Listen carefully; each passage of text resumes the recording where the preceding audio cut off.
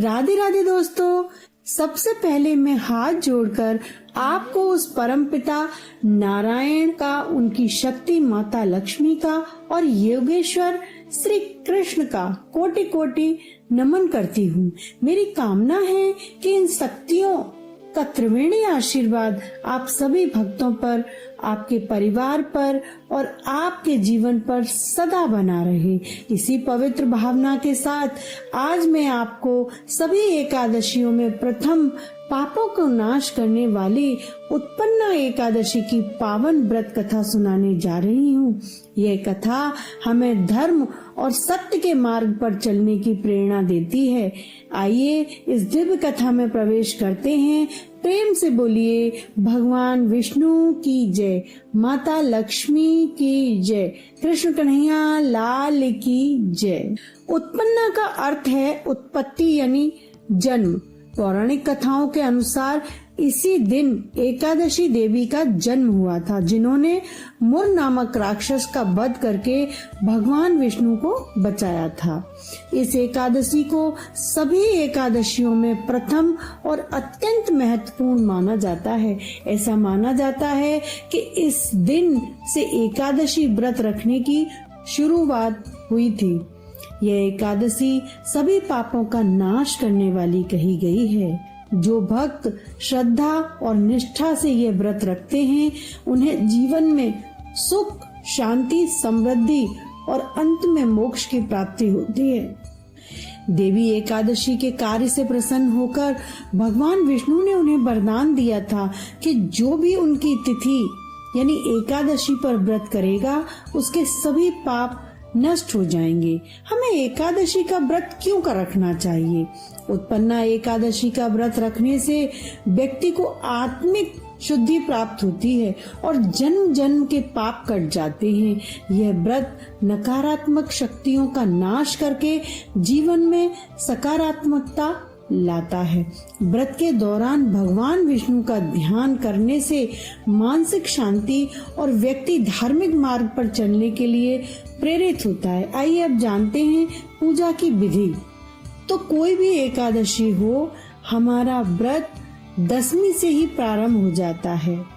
दसवीं रात्रि को हमें सात्विक भोजन करना चाहिए और ब्रह्मचर्य का पालन करना चाहिए। एकादशी के दिन प्रातः ब्रह्म मुहूर्त में उठकर स्नान करना चाहिए, स्वच्छ वस्त्र धारण करने चाहिए और व्रत का संकल्प जरूर करना चाहिए। भगवान विष्णु के सामने हाथ में जल, फूल और अक्षत लेकर व्रत का संकल्प करना चाहिए कि आप पूरी निष्ठा के साथ यह व्रत करेंगे। एक साफ स्थान पर भगवान विष्णु की मूर्ति या तस्वीर को स्थापित करना चाहिए। भगवान कृष्ण को या आपके पास विष्णु भगवान की कोई मूर्ति है या उनकी प्रतिमा है तो उनको दूध, दही, घी, शक्कर, गंगा जल के साथ उनका अभिषेक करना चाहिए, उनको स्नान कराना चाहिए, सुंदर पीले वस्त्र पहनाने चाहिए, उनका श्रृंगार करना चाहिए, उनको रोली, चंदन, अक्षत, पीले फूल और तुलसी दल अवश्य अर्पित करनी चाहिए। धूप और दीप से उनकी आरती करनी चाहिए। भोग में केवल फलों और पीली मिठाई का भोग लगाना चाहिए। पूजा के दौरान भगवान विष्णु के मंत्रों का जाप करते रहना चाहिए।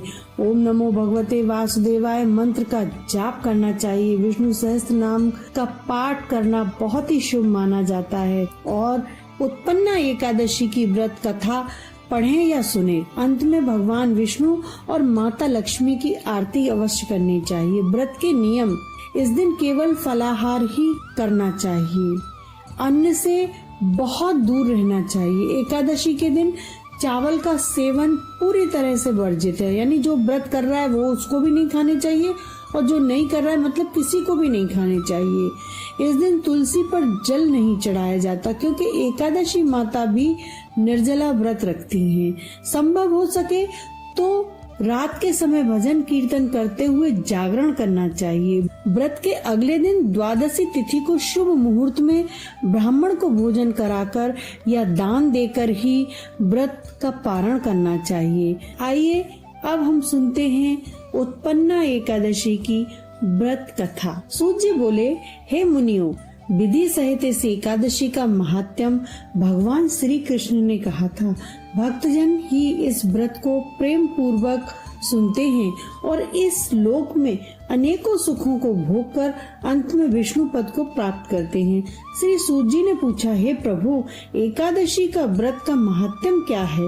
इस व्रत को करने से क्या होता है? इस व्रत को करने से क्या पुण्य मिलता है और उसकी विधि क्या है? सो आप कृपा करके मुझसे कहिए। ऐसा सुनकर भगवान कृष्ण ने कहा, हे अर्जुन, सबसे पहले मैं हेमंत ऋतु के मार्गशीर्ष महीने में कृष्ण पक्ष की एकादशी का व्रत करना चाहिए। दसवीं की शाम को दातून करनी चाहिए और रात को भोजन संकल्प नियम के अनुसार कार्य करना चाहिए। दोपहर को संकल्प पूर्वक स्नान करना चाहिए। स्नान करने से पहले शरीर पर मिट्टी का लेप लगाना चाहिए, चंदन लगाना चाहिए। स्नान के बाद धूप दीप नैवेद्य से भगवान का पूजन करना चाहिए। रात को दीप दान करना चाहिए।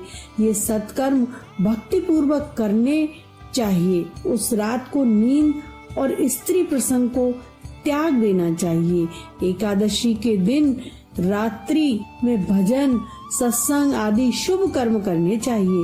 उस दिन श्रद्धा पूर्वक ब्राह्मणों को दक्षिणा देनी चाहिए और उनसे अपनी गलतियों की क्षमा मांगनी चाहिए। धार्मिक जनों को शुक्ल और कृष्ण पक्ष की दोनों एकादशियों को एक सा समझना चाहिए।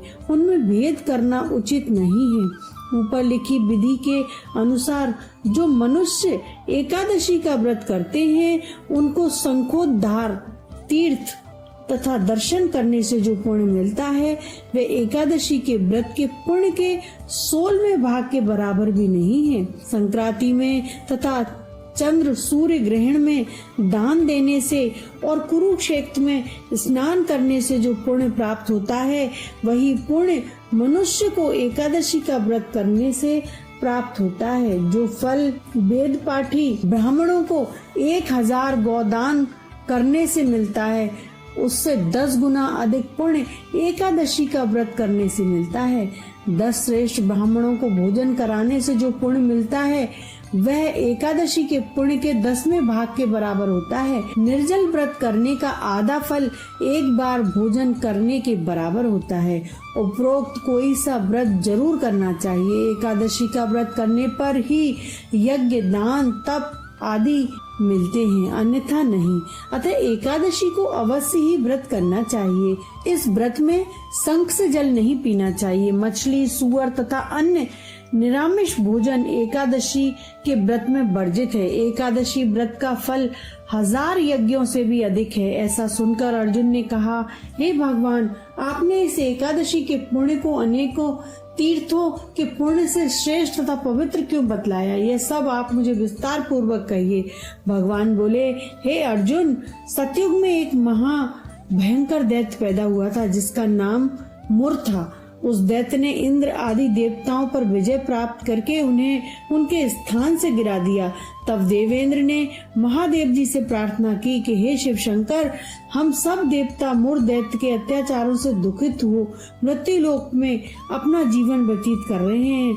अन्य देवताओं की हालत का तो मैं वर्णन नहीं कर सकता। आप कृपा करके इस महान दुख से छुटकारे का उपाय बतलाइए। शंकर जी बोले, हे देवेंद्र, आप विष्णु भगवान के पास जाइए। इंद्र तथा अन्य देवता महादेव जी के वचनों को सुनकर क्षीर सागर में गए, जहाँ पर भगवान विष्णु शेष शैया पर शयन कर रहे थे। भगवान को शयन करते देखकर देवताओं सहित इंद्र ने स्तुति की कि हे देवताओं के देव, आप स्तुति करने योग्य हैं। आपको बारंबार हमारा प्रणाम है। हे दैत्यों के संहारक, हे मधुसूदन, आप हमारी रक्षा करें। हे जगन्नाथ, समस्त देव दैत्यों से भयभीत होकर हम आपकी शरण में आए हैं। इस समय दैत्यों ने हमें स्वर्ग से निकाल दिया है और हम सब देवता पृथ्वी पर विचरण कर रहे हैं। आप ही हमारी रक्षा कीजिए, रक्षा कीजिए। देवताओं के द्वारा करुणापूर्ण वाणी को सुनकर श्री विष्णु भगवान बोले, हे देवताओं, वह कौन सा दैत्य है जिसने देवताओं को जीत लिया है? भगवान के उन अमृत रूपी वचनों को सुनकर इंद्र बोले, हे भगवान, प्राचीन काल समय में नाड़ी जंगम नाम का एक दैत्य था। उस दैत्य की ब्रह्मा वंश में उत्पत्ति हुई थी। उसी दैत्य के पुत्र का नाम मुर है। उसकी राजधानी चंद्रावती है। उस चंद्रावती नगरी में वह मुर नामक दैत्य निवास करता है। उसने अपने बल से समस्त विश्व को जीत लिया है और सब देवताओं को देवलोक से निकालकर उसने अपने दैत्य कुल के इंद्र, अग्नि, यम, वरुण, चंद्रमा, सूर्य आदि लोकपाल बनाए हैं। वह स्वयं सूर्य बनकर पृथ्वी को तपाता है और स्वयं मेघ बनकर जल की वर्षा करता है। अतः आप उस बलशाली भयानक दैत्य को मारकर देवताओं की रक्षा करें। इंद्र के ऐसे वचन सुनकर श्री विष्णु भगवान बोले, हे देवताओं, मैं तुम्हारे शत्रुओं का शीघ्र ही संहार करूंगा। अब आप उस चंद्रावती नगरी को चलिए। इस प्रकार भगवान विष्णु देवताओं के साथ चल दिए। उस समय दैत्यपति मुर अनेकों दैत्यों के साथ युद्ध भूमि में गरज रहा था। युद्ध प्रारंभ होने पर असंख्य दानवों अनेकों शस्त्र अस्त्र को धारण कर देवताओं से युद्ध करने लगा, परंतु देवता दैत्यों के आगे एक क्षण भी न ठहर सके। तब भगवान विष्णु भी युद्ध भूमि में आ गए। जब दैत्यों ने भगवान विष्णु को युद्ध भूमि में देखा तो उन पर अस्त्रों शस्त्रों का प्रहार करने लगे। भगवान भी चक्र और गदा से उनके अस्त्र शस्त्रों को नष्ट करने लगे। इस युद्ध में अनेकों दानव सदैव के लिए सो गए, परंतु दैत्यों का राजा मुर भगवान के साथ निश्चल भाव से युद्ध करता रहा। भगवान विष्णु मुर को मारने के लिए जिन जिन शास्त्रों का प्रयोग करते, वे सब उसके तेज से नष्ट होकर उस पर पुष्पों के समान गिरने लगे। अनेक शस्त्रों का प्रयोग करने पर भी भगवान उसको जीत न सके। वे आपस में मल्ल युद्ध करने लगे। भगवान विष्णु उस दैत्य से देवताओं के लिए सहस्त्र वर्ष तक युद्ध करते रहे, परंतु उस दैत्य को न जीत सके। अंत में विष्णु शांत होकर विश्राम करने की इच्छा से बद्रिकाश्रम चले गए। उस समय 38 कोस लंबी एक द्वार वाली हेमवती नाम की एक गुफा में शयन करने की इच्छा से भगवान उसमें प्रवेश कर गए। हे अर्जुन, अतः मैंने उस गुफा में शयन किया। वह दैत्य भी मेरे पीछे पीछे चला आया। तब मुझको शयन करता देखकर वह मुझे मारने को तैयार हो गया। वह दैत्य सोचने लगा कि मैं आज अपने चिर शत्रु को मारकर सदैव के लिए निष्कंटक हो जाऊंगा। उसी समय मेरी देह से एक अत्यंत सुंदर कन्या दिव्य अस्त्र धारण करके उत्पन्न हुई। उस दैत्य के सामने आकर युद्ध करने लगी। वह तब दैत्य आश्चर्य के साथ सोचने लगा कि ये ऐसी बलवान कन्या कहाँ से। लगातार युद्ध करता रहा। कुछ समय बीतने पर उस कन्या ने क्रोध में आकर उस दैत्य के अस्त्र शस्त्रों के टुकड़े टुकड़े कर दिए। उस कन्या ने उसका रथ तोड़ डाला। तब वह दैत्य महान क्रोध में भरकर उससे मल्ल युद्ध करने लगा। उस कन्या ने उसको धक्का मारकर मूर्छित कर दिया। उठने पर उसका सिर काट लिया। वह दैत्य सिर कटते ही पृथ्वी पर गिर गया और मृत्यु को प्राप्त हुआ। अतः समस्त दानव भी ऐसा देखकर पाताल लोक को चले गए। जब भगवान विष्णु की निंद्रा टूटी तो उस दैत्य को मरा देखकर अत्यंत आश्चर्य करने लगे और विचारने लगे कि इस दैत्य को किसने मारा। तब वह कन्या भगवान से हाथ जोड़कर बोली कि हे भगवान, यह दैत्य आपको मारने को तैयार था। तब मैंने आपके शरीर से उत्पन्न होकर इसका वध किया है। हे कन्या, तूने इसको मारा है, अतः मैं तेरे ऊपर अत्यंत प्रसन्न हूँ। तूने तीनों लोकों के देवताओं को सुखी किया है, इसीलिए तू अपनी इच्छा अनुसार वरदान मांग। कन्या बोली, हे भगवान, मुझे यह वरदान दीजिए कि जो मेरा व्रत करे उसके समस्त पाप नष्ट हो जाएं और अंत में स्वर्ग लोक को जाए और मेरे व्रत का आधा फल रात्रि को मिले और उसका आधा फल एक समय भोजन करने वाले को मिले। जो मनुष्य भक्ति पूर्वक मेरे व्रत को करें वे निश्चय ही विष्णु लोक को प्राप्त हो। कृपा करके मुझे ऐसा ही वरदान दीजिए। जो मनुष्य मेरे दिन तथा रात्रि को एक बार भोजन करें वे धन धान्य से भरपूर रहें। इस पर भगवान विष्णु उस कन्या से बोले, हे कल्याणी, ऐसा ही होगा। मेरे और तेरे भक्त एक ही होंगे और अंत में संसार में प्रसिद्धि को प्राप्त होकर मेरे लोक को प्राप्त करेंगे। हे कन्या, तू एकादशी को पैदा हुई है, इसीलिए तेरा नाम भी एकादशी हुआ। जो मनुष्य इस दिन व्रत करेंगे उनके समस्त पाप जड़ से नष्ट हो जाएंगे और अंत में मुक्ति को प्राप्त करेंगे। तू मेरे लिए अब तीज, 8वें, 9वीं और 14 से भी अधिक प्रिय है। तेरे व्रत का फल सब तीर्थों के फल से भी महान होगा, ये मेरा कथन सत्य है। ऐसा कहकर भगवान उसी स्थान पर अंतर ध्यान हो गए। एकादशी भी भगवान के उत्तम वचनों को सुनकर बड़ी प्रसन्न हुई। भगवान श्री कृष्ण बोले, हे अर्जुन, सब तीर्थों में सब व्रतों के फल से एकादशी व्रत का फल सर्वश्रेष्ठ है। मैं एकादशी व्रत करने वाले मनुष्यों के शत्रुओं को नष्ट कर देता हूँ और उन्हें मोक्ष देता हूँ। उन मनुष्यों के विघ्नों को मैं स्वयं नष्ट कर देता हूँ। हे अर्जुन, यह मैंने तुमसे एकादशी की उत्पत्ति के बारे में बतलाया है। एकादशी व्रत समस्त पापों को नष्ट करने वाला और सिद्धि को देने वाला है। उत्तम मनुष्यों को दोनों पक्षों की एकादशियों को समान समझना चाहिए, उनमें भेद भाव मानना उचित नहीं है। जो मनुष्य एकादशी महात्म्यों को श्रवण करेंगे या पठन करते हैं, उनको अश्वमेध यज्ञ के फल मिलता है। श्रीमन नारायण नारायण हरि हरि, श्रीमन नारायण नारायण हरि हरि।